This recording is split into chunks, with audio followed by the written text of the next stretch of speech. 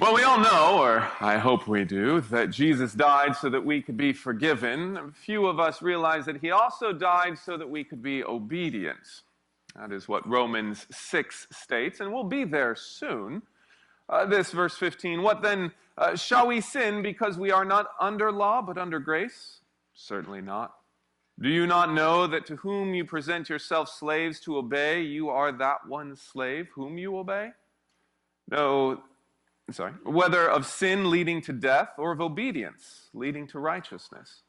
But God be thanked that though you were slaves of sin, yet you obeyed from the heart that form of doctrine to which you were delivered.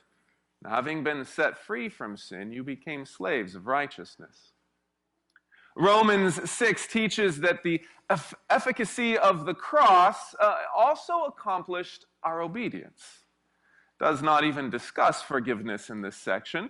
For in this section, obedience is also one of the works of the cross in your life. Technical word for this is sanctification. The cross makes us right with God and also makes us do right. Both justification and sanctification come through faith. In Romans, we are forgiven of God by trusting his verdict, and we obey God by trusting his commands. Trust, faith, belief, it all becomes central. With God's commands no longer being taskmasters, but treasures. And no longer condemnations, but conductors and chances to be like Christ. So if obedience is also by trust and not works, it means three things. It means that when we think obedience is infringing upon our freedom, we are forgetting to act free. Obedience is a voluntary act, meaning it can only be made if you are free to do it. James 1:25, but he who looks into the perfect law of liberty and continues in it, this one will be blessed in what he does. Second, it means that when we obey gloomily, we have made our faith self-centered, not God-centered. We are looking out for us, not trusting him. We want our comfort, not his promises. Psalm 37:4, delight yourself in the Lord, and he will give you the desires of your heart. And third, it means that when we don't obey, we can't fight sin. For everything we do either builds our faith or weakens it. Really, the world is that black and white. We are either building our faith or weakening it.